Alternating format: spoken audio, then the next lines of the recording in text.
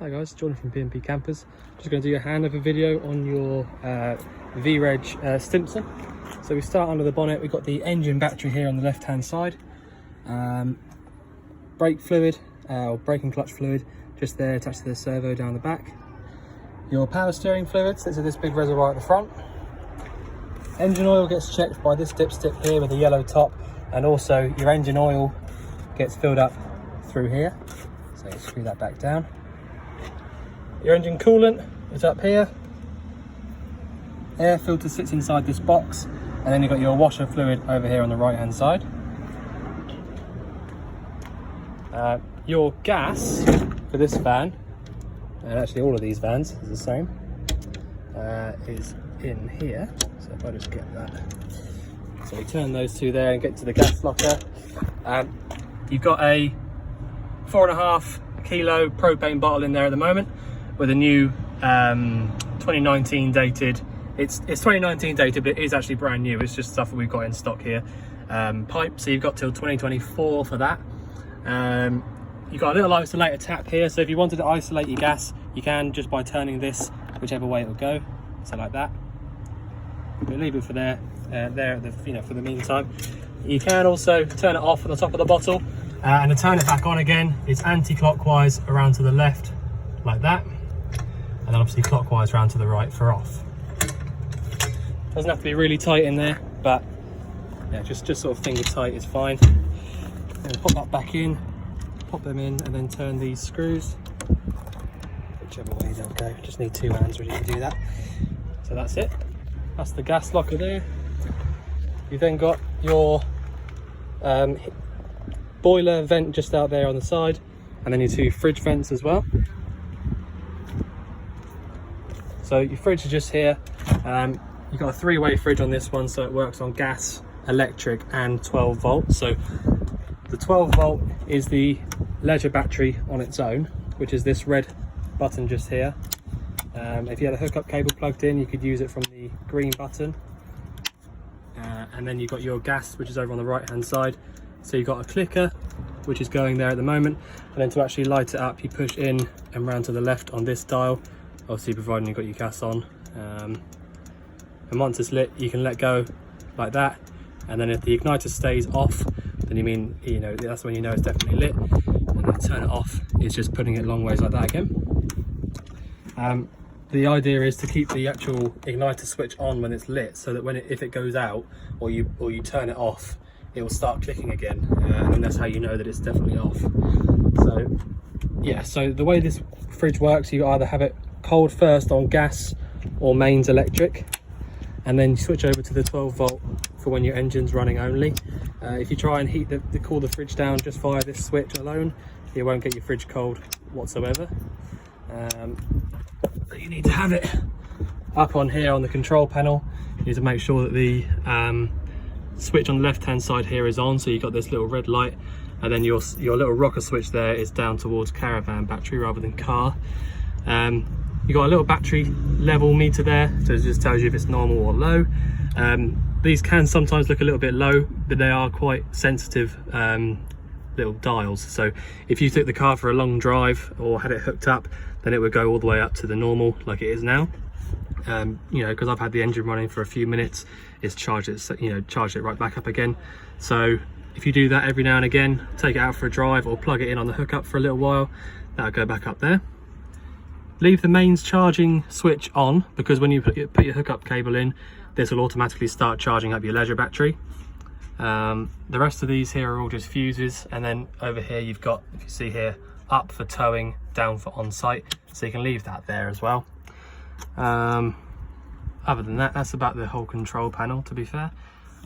You've got a little water gauge up here, so it's telling you that you've got pretty much a full tank of fresh water, but don't sort of take that for gospel, because they're not particularly accurate. You have to set them up and things like that. So but yeah, that's there if you want to use it. As long as you've got your gas on as well, you can heat your water up. So to do that, you literally have to press this button on here, and then your boiler will try and light up. Obviously it won't work at the moment because there's no gas on, but that is all you need to do. So it's a Carver Cascade. So basically, if you turn your gas on for the first time in a little while and try and light this up, the likelihood is that it won't light up first time, just because the gas hasn't quite reached it yet.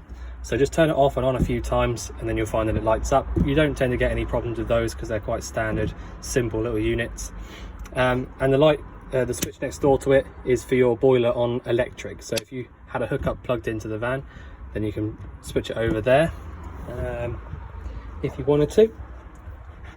Right, what else have we got? Let's have a look in the bathroom. So it's not actually had its proper clean just yet, so don't worry about that. So toilet is nice and simple. You've literally got this pull cord here for your flush fluid. So that pumps the flush fluid around. And then to empty it, you've got this lever underneath. So open into the cassette, closed. You need to make sure that you leave that closed if you're not using it. Otherwise, you won't be able to take the cassette out from outside. So that's important to remember. And then obviously you've got your tap, which is also your shower point as well, because that pulls out from there and then plugs in up here. So that's the bathroom. Pop that over there, stop that opening up when you're driving. 4-burner hob, which you've got all the dials over here for that, and then this one here in the middle is your grill, which is just underneath. You will need a long reach lighter or something to light all of these up, because there isn't actually an individual ignition on those from standard, so you do need a clicker for those. Your lights and bits and pieces should work pretty much just as soon as you turn the control panel on, but you know, otherwise it's pretty simple van really. There's no, there's nothing too technical about it. So yeah, all right, so I'll carry on around the outside and show you the other bits, because I got to the back and then showed you the fridge. So you've got a standalone table just there on the side there as well. So the cassette itself for the toilet is really simple. To take it out, lift this lever up at the bottom and then just pull it all the way out. You empty it out from this little hole here, and then you put your blue fluid inside here, give it a swoosh around, and then pop it back. Putting it back in, easy as that. And then your flush fluid is up here, so there's no key for that. You literally just turn it like that, and then it's where you put your pink fluid in there, pre-mixed with water. So that's where that goes. Your hookup point, if you were going to want to hook up at home or at a campsite, that's where you put the hookup cable into, and that just sort of locks up like that, like I did just there. To get the actual water cap out, push in and round to the left, and that'll come out, and then to lock it up, in and round to the right until it stops, and then you pop your, just get the right set of keys out, and you want to pop your key in and get it, and then just turn it the only way it'll go, so that's just turn to the right, and now you find, see, I can push in and round, but it won't actually come out, it just spins. So that's locked up. What else have we got? To be fair, it's a pretty simple little van, so there's not loads and loads to show, but if I show you a few bits in the cab. So you've got hazard lights here in the middle, 5-speed manual gearbox, the actual bonnet release is down here, reverse is bottom right. You've got your heater controls are all here, so you got taking air in from the outside, recirculate, fan speed setting, temperature setting, and then where the actual fan puts the air to. Indicators are on this front left hand stalk, and then your lights, choosing which lights to use is on the back, and then obviously your washers and wipers are on the right hand side. To turn the actual lights on, it's this little bit just here to the right of the steering wheel, so you've got side lights and then main lights at the top. Yeah, you got a nice little screen across for the windscreen to actually sort of have like a night shade if you like, or a blackout screen for that. But yeah, so I'll just double check. I think that's about all there is to show.